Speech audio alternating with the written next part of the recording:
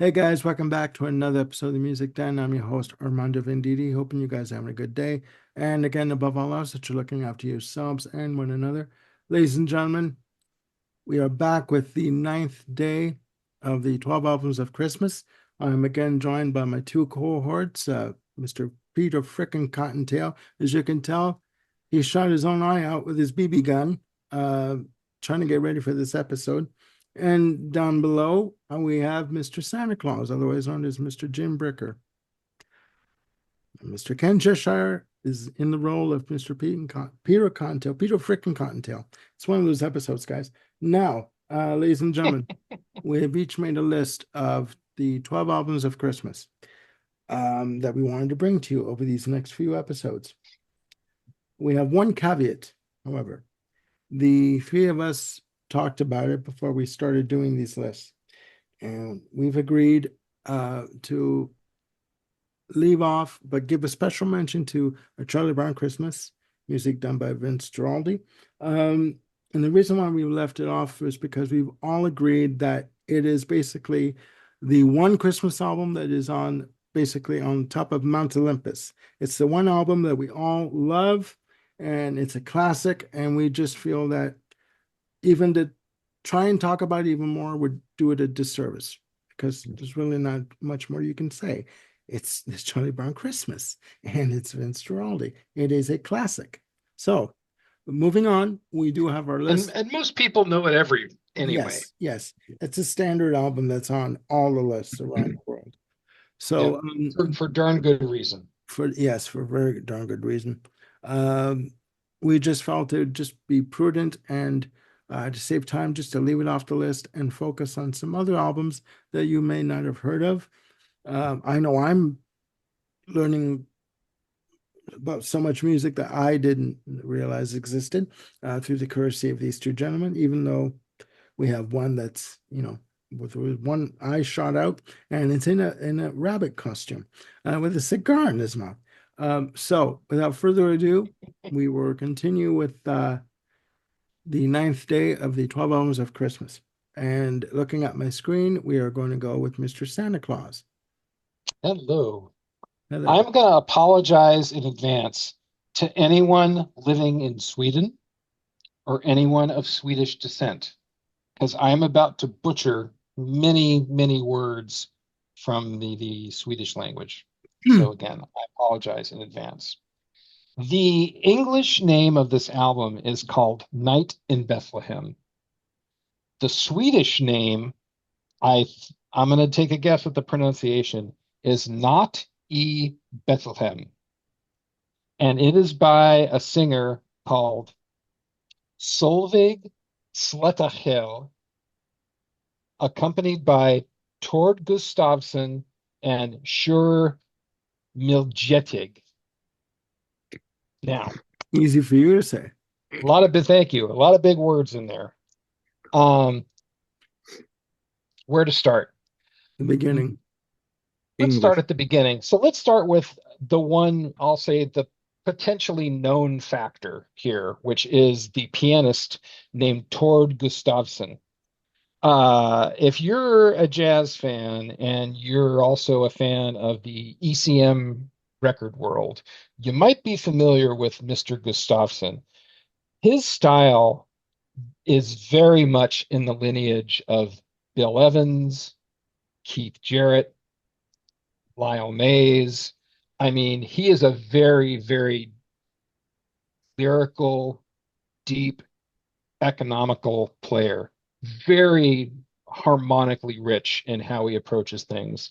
And when I heard over the interwebs about 3 years ago or so that he was on this Christmas album, instant buy. Didn't care, it's just like Tord playing some Christmas songs. All right. 3/4 of them are in Swedish. Don't care. This is a beautiful, beautiful album. Vocals, piano, some trumpet here or there. And the trumpet it's not Chris Botti annoying trumpet. We're talking Miles Freddie Hubbard type trumpet here. Some really good playing going on. as I said, this is mostly Swedish. There's a few English songs in here, but whether you can understand it or not, um, this is an absolutely gorgeous album, and it's just perfect for just where you want some kind of, contemplative or just soulful listening. This is not a Christmas party record by any means. Unless you're, good for some like, down tempo, you know, Christmas kind of parties, which maybe there's some emo folks out there who might be. But if you just want to sit by the cozy fire with a good glass of Macallan, this is where you go. This is available on your friendly neighborhood streaming services. If you want a couple of good entry point recommendations for this record, um, "O Little Town of Bethlehem" is fantastic. If my memory serves right, it's even in English. And there's a song called "Sleep Holy Babe," which is just it is just chef's kiss. It is stunningly beautiful. Um, um, Not E Bethlehem. Um, Again, you can find it in your streaming places, but if you're a fan of, I'll say Nordic Christmas records, or if you're a fan of ECM piano jazz, this is a great destination for you. You got to check this one out. Hmm. Interesting. All right. Yeah, Boom. I really need to listen to that because all I can hear in my brain now right now is the Swedish Chef. Um, Oh, from the Muppets. Okay, yeah, okay. that's Yeah. all I can hear Mort, in my Mort, head now. Mort. What? Yeah. Like, This is very far removed from the Swedish Chef. It's okay. not even the Swedish Chef backed by, Rolf the dog. This is, Yeah, a whole nother planet. Hey, Ralph could smoke on that piano if he had to. I mean, let's not go there. Rolf would never be ready for the ECM roster. As good as his boogie woogie is, There you go. There you go. there you go. There you go. All right. Thank you, Mr. Claus, Jim. oh, oh, oh. Over to the mangled up Peter Cottontail. Mangled up and tangled up knots. Okay, I'm going I back to need one. 1963. This one for me is a Christmas party album brought to you by Phil Spector, Yes. and it's a Christmas gift for you. 13 tracks, traditional Christmas pop songs. You got Darlene Love, the Ronettes, the Crystals, others. Yeah, this is a Christmas party album for me. This is just, it's all jukebox music anyway. And Spector just brings his A game producing all these wonderful artists, Motown and otherwise. Um, yeah, it's just that simple. A Christmas gift for you. Bill Spector, Can, 1963. can I poke and prod just a little bit for people Please who do. I'll poke so for away. people who don't know, please try to describe what makes the Phil Spector sound so Unique. Well, one term that's used a lot is the wall of sound. yes. Um, uh, Through various production techniques and overdubs and stuff like that, the Phil Spector sound is very, very full. He used the absolute best session players to back up the singers. Ronnie Spector and Darlene Love were particularly just absolutely unbelievable. Um, in the Crystals, it's the late 50s, early 60s, Motown sound. And Phil Spector's production uh, it's such a full, just a full sound. It's there again, they use the term the wall of sound. Um, it's full, yet it's not busy. Um, it, Right. it it's yeah, I Well, for someone that's not into music real deeply, I really don't know how to put it into words.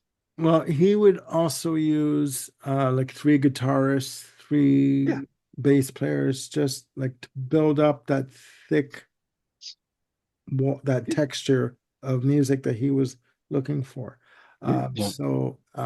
Everything was a production in terms of his Yeah. recording sessions, as it were. And if people, I guess, don't know this record, but are kind of familiar with pop music, think about the songs, Be My Baby, which is full on Phil Spector Wall of Sound, Yeah. and also the Tina Turner version of River Uh, Deep Mountain Mountain High. High. Yeah. Yeah.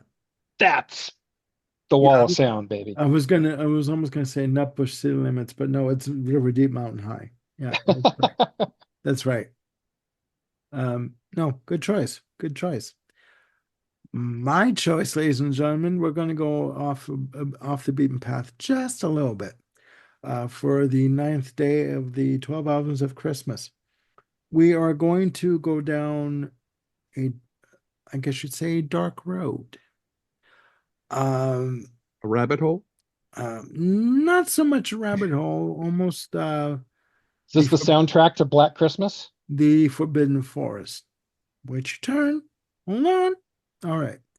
We are going to go down the progressive rock route here. Mm. We are talking about the band IQ, Oh, with featuring vocalist Peter Nichols and guitarist Mike Holmes. And they released a 6-track, I guess you'd say, well, it's an album. It's over 30 minutes. It's an album in 2017 called Tales from a Dark Christmas. This is what I'd like to call Christmas carols with a twist of Edgar Allan Poe. Oh dear. Okay. First of all, IQ is a band that is not really mentioned a lot. If you search, YouTube, you will find other channels that have done music, episodes on IQ. But in terms of North America, they're not really mentioned a lot. Fantastic band. Peter Nichols has a voice that if it's as much of an entity as the band is it's themselves, in my very humble opinion. There are 6 tracks on this album. Some instrumentals. Starts off with Christmas intro for Christ's sake. Okay. And they do a version of I Believe in Father Christmas, which was done by, I believe it was Greg Lake. Another, I believe it's the third track is a original composition called Merry Christmas, Everybody. Oh no, that's a cover. Sorry, my fault. They also do a cover of O Tannenbaum. They do a beautiful version of Let It Snow, Let It Snow, Let It Snow. Sorry about that screw up there, guys. And track 6 is called The Dark Christmas Suite, a 20-minute opus of instrumental segments, but also basically tapping into your I guess I won't say deepest fear, but your psyche in terms of of giving you the idea of Christmas, of the family around, but turning it slightly on its head, just a bit to the left, right? Will you be home for Christmas? Will it be everything you hope for, or won't it? You don't know until you go down this path. So wow. this album was released in the UK as a standalone album. It was also released on their Archives live release done in 2020, which I do have. You can check this album out on YouTube to stream it, to listen to it. It is quite dark. It is quite heavy in spots. But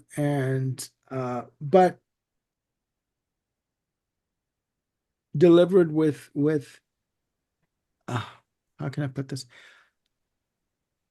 As dark as the music gets, um, and as the imagery gets darker, Peter Nichols' vocals cut through and let you know everything will be all right in the end. Okay. So please check this out. You can check this out on YouTube for free. And you can get the archives set. I believe it goes for something like $150. Comes in a coffee table book format. But for those of you out there who are fans of IQ, you know what I'm talking about in terms of the archive set. So please check this out. I believe it's a hidden treasure. This album should be listened to every Christmas, and it should be something that is on your yearly Christmas list. So please check it out. Cool. I would like to submit something unplanned to the group based on your choice, Yes. Armando. This is a song which which I found on YouTube years ago. Um, I believe I believe the band is called Riverside. It may have a slightly different name. It escapes me a little bit, but the song is called "The 12 Days of Progmas," Oh, and and I've only found it on YouTube. And some of it's your basic 12 Days of Christmas, but the first gift that he gets from his true love is a bass riff in 7/4 time. okay. Uh, other gifts that are given are three classical ripoffs, uh, seven weird key changes, And the five Partridge in a Pear Tree. mellotrons. Okay. I mean, it's every classical trope you can think of, um, but done in a wonderfully goofy 12 Days of Christmas send up. So if you can find it in the world of YouTube or other places, highly recommended. Good to know. Duly noted. Thank you so much. And of course, after he says a bass riff in 7/4 time, what plays but a bass riff in 7/4 time? Mm-hmm, mm-hmm. I But would of course, expect nothing less. Yes, exactly. So, but my question is quickly, are you familiar with IQ, with the music of IQ? A little bit. Yeah. Okay. So in big one. terms of a guitarist like Mike Holmes, first of all, they're all multi-instrumentalists. When you see them live, they're all either going to a guitar or a bass or a keyboard, just interchanging, well, during a show. In terms of Mike Holmes' style, I would liken it to Steve Hackett. Okay. A lot of sustaining of notes, of bending of notes, uh, a lot of harmony guitar, really like lush and epic in their production and their arrangements of said tracks. But yeah, just amazing. Just amazing. Cool. So Cool. all right, ladies and gentlemen, This may there you be have it. this may be Sorry. our most diverse episode yet. Yeah, well, Yeah. there's more to come. So, ladies and gentlemen, there you have it. The ninth day of the 12 albums of Christmas. Please put down in the comments below, down there, what your pick is for the ninth day. And again, we're just trying to have some fun with these episodes, with it being the Christmas season. And for all of you out there who are with family this year, who are fortunate enough to be with family this year, please enjoy one another and, just have a nice, safe holiday. Buon Natale a tutti, alle famiglie, agli amici. And we will see you on our next episode. Hey. Have a good night. Please look after yourselves and one another. Take care. Bye for now.